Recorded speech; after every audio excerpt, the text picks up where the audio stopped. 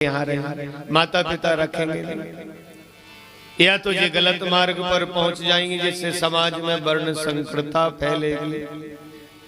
देखो भाई, वर्ण संकरता किसे कहते हैं?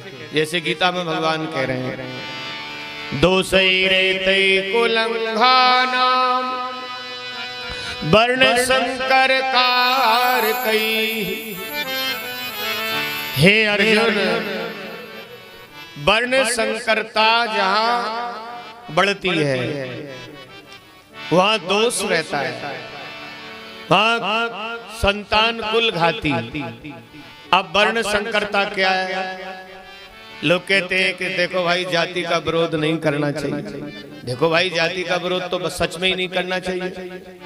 सब भगवान के हैं, सब भगवान के रहेंगे, सबका आदर सम्मान अपनी जगह है, सभी अपनी जगह महान है, कोई कम नहीं। लेकिन ज्यादातर लोग यही कहते हैं कि पंडितों ने ये जाति बनाई। एक महाराज बहुत बड़े देश के हैं, उनका नाम आप सब जानते हैं। उन्होंने तो वोट की राजनीति के लिए कह दिया था कि साहब ये जातियां तो पंडितों ने बनाई। अब उनसे कहा जाए कि पंडितों ने बनाई है, पहले गीता तो पढ़ो। अब वो भी जानते हैं कि सच है, लेकिन वोट की राजनीति है, वोट चाहिए। अरे गीता में साफ कहा है कि चातुर्वर्ण्यम मया सृष्टम गुण कर्म विभागशः। चार वर्ण हैं, जैसे वेद भगवान कह रहे हैं, ब्राह्मणों सुमुखमासीद बाहु राजन्य पुरु तद वैश्या शूद्रो पादो अजायत। तो लोग इस व्याख्या की टीका टिप्पणी करते हैं। लोग कहते हैं कि भैया शूद्र नीचे हैं। हमारे वेदों ने तो नहीं कहा, शास्त्रों ने तो नहीं कहा कि शूद्र नीचे हैं। आप बताइए, शूद्रों को हम नीचा क्यों माने? क्योंकि भगवान के चरण ही शूद्र हैं। अब आप बताइए, असमंजस अंशुमान भगीरथ, असमंजस अंशुमान तो क्षीण हो गए। भगीरथ ने हजारों वर्षों तक तपस्या की जब गंगा जी प्रकट हुई। लेकिन देखिए, गंगा जी कहां से प्रकट हुई है? उनकी उत्पत्ति कहां से है? जिन्हें चरणों से निकले सुरसरी गंगा नाम कहाई। गंगा भगवान के चरणों से प्रकट हुई। और सुनिए, भगवान नारायण के सिर से नहीं हुई, हृदय से नहीं हुई, आंखों से, मुख से नहीं हुई, पेट से नहीं हुई, चरणों से हुई। और गंगा जी का काम क्या है? गंगे गंगे तीयो ब्रूयात, गंगे गंगे तीयो ब्रूयात,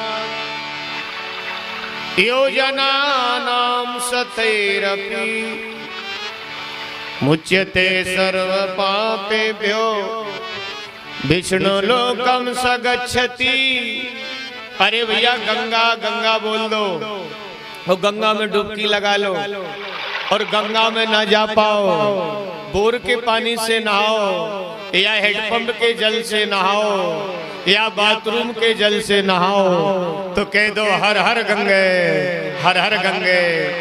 तो सजनों, हम सारे जीवात्मा मुक्त हो जाते हैं, पाप मुक्त, विष्णु लोकम सगच्छति।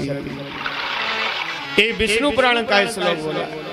अरे भाइयों, कहने का अर्थ है, जिसके बोलने मात्र से, जिस जल का स्पर्श करने मात्र से, जिसमें डुबकी लगाने मात्र से सतैरपि, सत माने 100 जन्मों के पाप क्षीण हो जाते हैं। तो बताओ, गंगा कम पवित्र है? गंगा तो सभी पापियों को तार रही है। तो गंगा जी कहां से आई? चरणों से। तो बताओ, महिमा चरणों की ज्यादा है या सिर की? आप बताओ, हमारा और आपका सिर है और पैर ना हो तो शरीर की कीमत है क्या? नहीं, शरीर की कीमत तो चरणों से है, पैरों से है। तो देखिए, कहने का मेरा अर्थ है सज्जनों, हम समाज में कोई सज्जन छोटा या बड़ा भाव नहीं रखते। लोगों की अलग अलग व्याख्या है। लेकिन सज्जनों लोगों ने वोट की राजनीति के लिए ब्राह्मणों को दोषी ठहरा दिया। अरे भाइयों, शूद्र तो पवित्र है, सकल पदार्थ भगवान के, सारे पदार्थ भगवान के चरणों में। बोलिए श्री कृष्ण चरणाम्बोजम। शास्त्र पुराण कह रहे हैं कि भगवान के चरणों का ध्यान करो, ये नहीं कहा कि उनके सिर का ध्यान करो। श्री कृष्ण चरणाम्बोजम, चरण ही पवित्र है। और सजना मिलता है सच्चा सुख केवल भगवान तुम्हारे चरणों में। देखो भाई, केवल समाज ने स्वार्थवश ब्राह्मणों को दोषी ठहरा दिया गया। और ब्राह्मण एक ऐसा वर्ण है, समाज है, भैया आप उसको कितनी भी गाली दो, उस पर कितनी भी उंगली उठाओ, कितना ही उसको लालछन लगाओ, कितना ही उसे दोषी ठहराओ, ब्राह्मण जब भी ऊपर हाथ करेगा तो ऊपर हाथ करेगा तो मारने के लिए नहीं, आशीर्वाद के लिए करेगा कि आपका आशीर्वाद हो, आपका मंगल हो, आपका जीवन धन हो। ब्राह्मण कवि, हमको कई लोग गालियां देते हैं, कई लोग बुराइयां करते हैं, कई लोग ईर्षा करते हैं कि तो बंदी नहीं, लगे लगे रहते हैं। तो लोगों को ईर्षा भी है, बैर भी है। लेकिन हम भी कहते हैं भैया ठाकुर जी जो हमसे ईर्षा रखते हैं, बैर रखते हैं, हमारे प्रति द्वेष भाव रखते हैं, ठाकुर जी उनको भी प्रसन्न रखना, उनका भी कल्याण करना, ताकि वो हमारी किसी ना किसी भावना से याद करते रहे। चलो याद तो कर रहे हैं। तो देखो, ब्राह्मण का हाथ उठेगा मारने के लिए नहीं, ब्राह्मण का जब भी हाथ उठेगा आशीर्वाद के लिए उठेगा। यदि वो ब्राह्मण है जो कहता है सर्वे भवन्तु सुखिनः। तो देखिए, ऐसा नहीं है कि है तो जो, अरे भाई जो हकीकत है उसे आप कैसे मिटा सकते हैं? तो वर्ण की पद्धति तो वेदों में भी है, गीता में भी है, सब में है। लेकिन लोग एक समाज में विघटन फैलाने के लिए, समाज में लड़ाने झगड़ाने के लिए, सजन जो वोट की राजनीति करते हैं, समाज में चमकने की जो राजनीति करते हैं, वे सभी लोग ब्राह्मण को दोषी ठहरा करके समाज में विघटन कराते हैं। ऐसा नहीं है, कहीं भी शास्त्रों में ऐसा नहीं लिखा कि कोई निंदनीय हो या कोई छोटा बड़ा हो। भगवान के यहाँ सब बराबर है। भगवान ने तो सबरी को गले लगाया, झूठे बेर खाए। कोल भील जो राम अवतार में व्याध 4 महीने नहीं नहाते थे, उनको गले लगाए।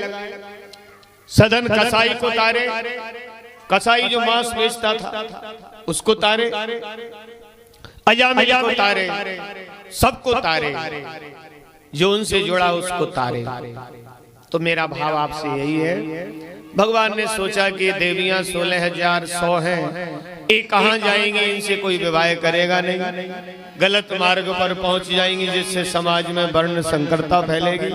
और वर्ण संकरता का मतलब है माँ किसी जाति की और पिता किसी जाति का, और जाति भेद जहाँ होकर के संतान पैदा होती है, वो संतान वर्ण संकरता कही जाती है।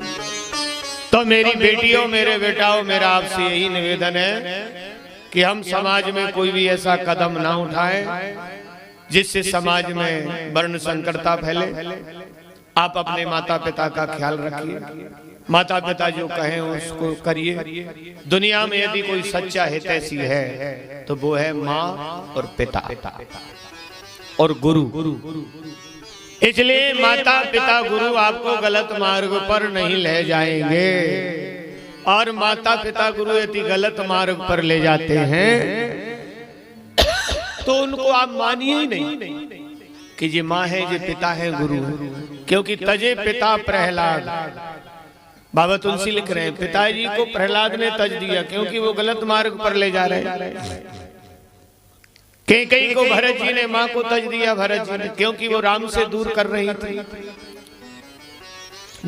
बलि ने गुरु को तज दिया क्योंकि वो भगवान से दूर कर रहे थे, सत्य धर्म से दूर कर रहे थे। मीरा ने पति को तज दिया, गोपिकाओं ने पतियों को तज दिया क्योंकि वो भगवान से दूर कर रहे थे। तो जाके प्रिय न राम वैदेही तजिए ताए कोट बैरी सम यद्यपि परम सने।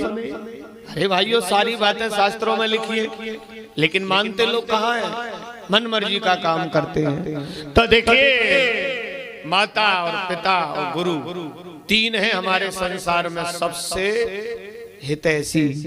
तो माता पिता की जो आज्ञा हो उसी का पालन करिए, क्योंकि माता पिता आपके सच्चे मित्र हैं, सच्चे हितैषी हैं, सच्चे रक्षक हैं। वो आपका कभी बुरा नहीं सोचते। वो कहते हमारा कुछ हो जाए लेकिन हमारी संतान का ना हो। इसी तरह गुरु सोचता है कि मुझे कुछ हो जाए मेरे शिष्य को ना हो।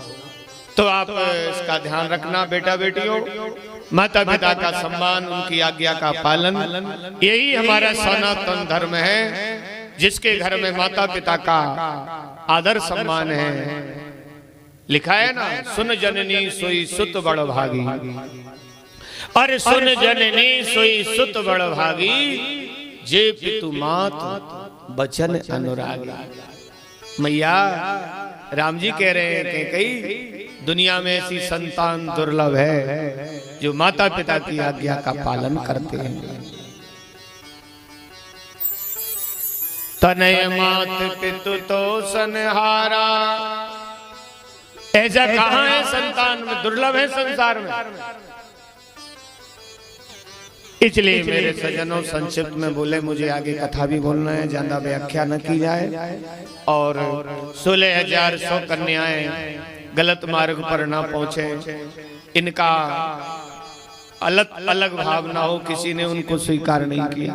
कथा तो ये भी आती है, भगवान ने सब क्षत्रियों को बुलाया, उनके नाते रिश्ते सगे संबंधियों को बुला के भगवान ने कहा, इनको कोई स्वीकार करता है, पुत्री के रूप में करे, भांजी के रूप में करे, बहन के रूप में करे, बेटी के रूप में करे, पत्नी के रूप में करे। सारे भूमंडल के क्षत्रिय एकत्रित थे, लेकिन सबने नीची गर्दन कर ली और किसी ने नहीं कहा हाथ उठा के कि हम इनको स्वीकार करते हैं। और मैं कहता हूं मेरे सज्जनों, हमारे शास्त्रों में नारी का बहुत सम्मान है, लेकिन समाज ऐसी है कि नारी निर्दोष है, नारी निष्कलंक है, निष्पाप है। और कोई पापी दुरात्मा नारी पर कुदृष्टि डाल के गलत करता है तो समाज किसको दोषी ठहराती है? बोलो, नारी को, स्त्री। एक स्त्री निर्दोष है, निष्पाप निष्कलंक है, लेकिन कोई पापाचारी दुराचारी स्त्री पर कुदृष्टि डाले तो समाज स्त्री को दोषी ठहराता है, उसको हीन भावना से देखता है। मेरे सज्जनों, जी नहीं होना चाहिए। जिसने कुदृष्टि डाली है, जिसने गलत मार्ग अपनाया है, उसको बीच चौराहे पर मिलके दंड मिलना चाहिए। लेकिन हम और आप पाप कर बैठते हैं, जो निर्दोष है उसी को दोषी ठहरा देते हैं, और जो दोषी है उसको निर्दोष सिद्ध कर देते हैं। ऐसा क्यों है? इसलिए तो बाबा तुलसी ने लिखा है, कत विधि नार सृजी जग माही, पराधीन सपने सुख नाही। विधाता ने नारी को किस तरह सृजित किया है, बनाया है, पराधीन रहती है। लेकिन नारी का सम्मान समाज में हो ना हो, लेकिन नारी का सम्मान मेरे प्रभु के यहाँ है, राम के यहाँ है, कृष्ण के यहाँ है। और कन्हैया ने कहा, देवियों, जिसका कोई नहीं है उसका मैं हूं। और मेरा आपसे निवेदन है, बहुत गहरी बात बोलते हैं, समाज जिसको ठुकरा दे, समाज जिसकी निंदा करे, समाज जिसकी बुराई करे, समाज जिसको दोषी ठहराए, उदास मत होना। आपका परिवार त्याग दे, घर वाले त्याग दे, समाज त्याग दे, गांव जिला प्रांत त्याग दे, उदास मत होना। ठाकुर जी ने प्रतिज्ञा की है, संसार में जिसका कोई नहीं होता उसका गोविंद होता है। भगवान होता है, ईश्वर होता है। इसलिए कभी उदास मत होना। संसार आपका कब हो जाए और कब पराया हो जाए किसी ने नहीं जाना, लेकिन गोविंद आपका पराया कभी नहीं, आपका है और आपका रहेगा। केवल शर्त है उस पर विश्वास, उस पर निष्ठा, उसके प्रति लगाव। संकट की घड़ी में कोई साथ नहीं देगा। और हमने देखा है, आपने भी देखा होगा, जब संकट आता है घर में, परिवार में, तो अपने पराये हो जाते हैं, अपने पराये हो जाते हैं, परिवार अलग हो जाता है, नाते रिश्तेदार सगे संबंधी गांव वाले अलग हो जाते हैं। संकट में तो केवल एक ही साथ देता है, जिसका नाम है राम और कृष्ण। इसलिए एक संत ने बहुत अच्छी बात कही है, इस भजन में भी बड़ा सुंदर भाव है, सुनिए आप, आहा बड़ा आनंद आएगा। संकट में, विपत्ति में, परेशानी में कोई नहीं आता, लेकिन ऐसा नहीं कि कोई नहीं आता, आता है मेरा गोविंद आता है। जब कोई नहीं आता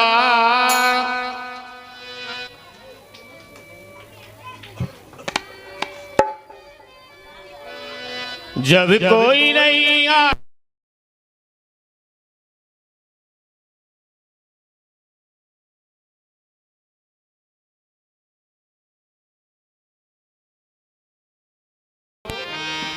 क्या मिलेगा? बूंदी और बेसनिया, आलू पूरी। और कहीं कल तुम सोच लो कि हमें कथा मिल जाए, नहीं मिलेगी। आप सोच लो कि कल हमें इस पांडाल में भजन सुनने को मिल जाए, नहीं मिलेगा। जो बीत गया सो बीत गया।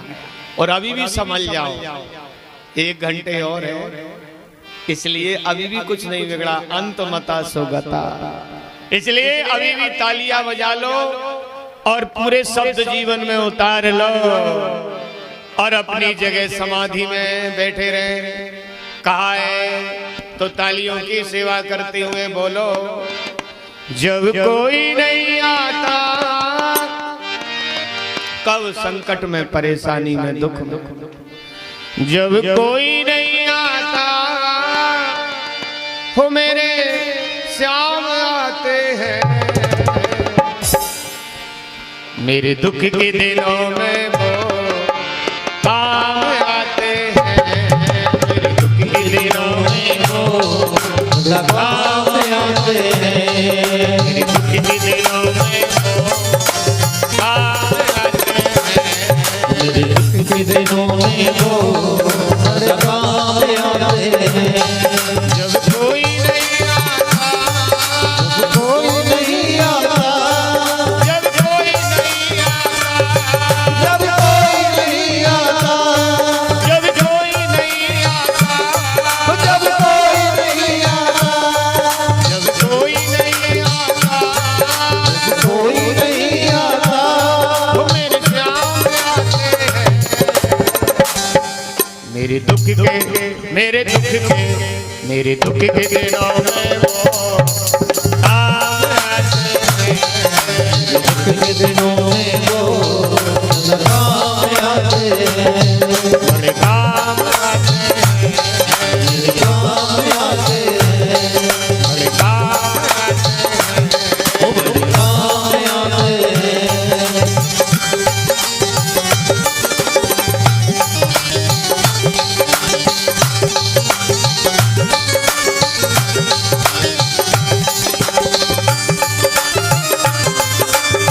गाइए, पीछे वाले गाइए, ताली बजाइए, जय हो।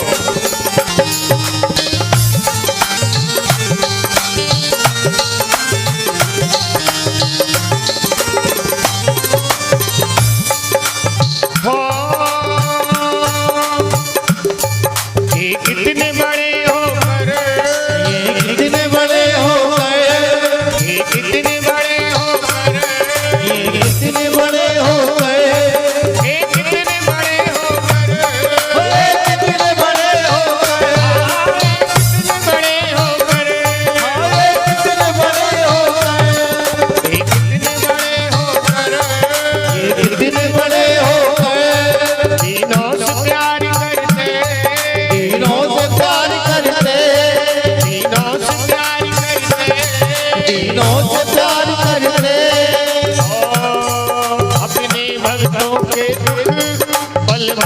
स्वीकार करे। अपने भक्तों के दुख पल में स्वीकार करे। अपने भक्तों के दुख पल में स्वीकार करे। अपने भक्तों के दुख पल में स्वीकार करे। ये बिन बोले सब कुछ, ये बिन बोले सब कुछ, ये बिन बोले सब कुछ, ये बिन बोले सब कुछ, ये बिन बोले सब कुछ, ये बिन बोले सब कुछ हज बोल जाते हैं। ही वो मेरे दुख के, मेरे दुख के, मेरे दुख के दिनों में वो काम आते हैं। मेरे दुख के दिनों में वो मेरे काम आते हैं। ताली बजा के क्या हो।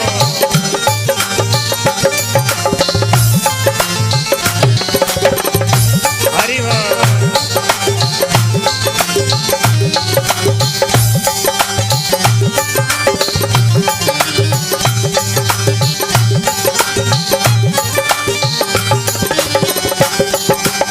जय हो।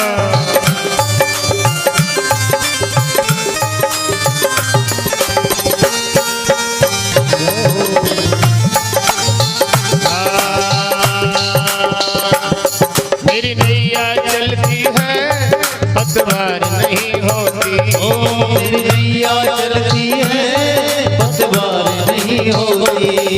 मेरी नैया चलती है पतवार नहीं होती। ओ मेरी नैया चलती है पतवार नहीं होती। किसी और की भी मुझको सरकार नहीं होती। किसी और की भी मुझको सरकार नहीं होती। किसी और की भी मुझको सरकार नहीं होती। ओ किसी और की मुझको सरकार नहीं होती। मैं डरता नहीं रस्ते, ओ मैं डरता नहीं उनसे, मैं डरता नहीं रस्ते, ओ मैं डरता नहीं जग से। सुनसान आते हैं। ऐसे नहीं, ताली बजाओ बजाओ बजाओ, ढोलक मत बजाओ, पैड मत बजाओ, क्या बजाओ? ताली बजाओ। मेरे दुख के दिनों में वो काम आते हैं। दुख के दिनों में वो मेरे काम आते हैं। दुख के दिनों में वो काम दुख के दिनों में वो मेरे काम आते हैं।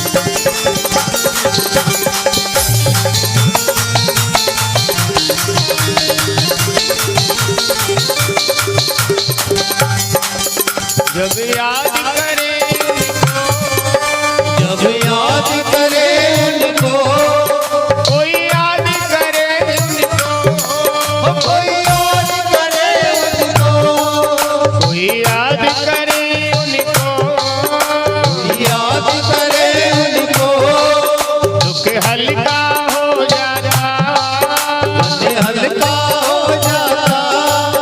कोई भक्ति करे उनकी, ये उनके हो जाते हैं। कोई भक्ति करे उनकी, वो इनके हो जाते। कोई भक्ति करे इनकी, उनके हो जाते।